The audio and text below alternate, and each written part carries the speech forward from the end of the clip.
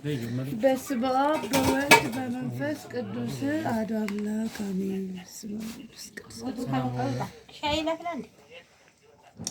ሻይ ከምግብ ጋር ይበላም ተብሏል። ታውቂያላችሁ? ልቀቅኝ እግሬ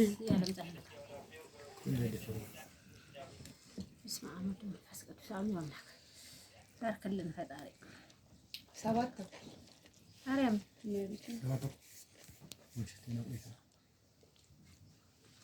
ደህና ጾም ነው።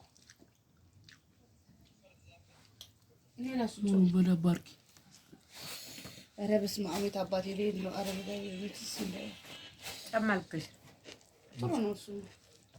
ምንድን ነው ታዲያ? ምን ላይ ነው የምታደርገው? 11 እኮ ነው። በቃ እንጂ ቦጆ ምን ያረክ ነው? ና ብላ እንዴ ዳቦ ልጅ እየቀራሽ ነው እንዴ? እናቴ ለምን ሰጃ በሱ ለምን ሰጃ አንተ ውቹና እሱ ነው ጀመረ ና ብላ ማን አግዛታለህ?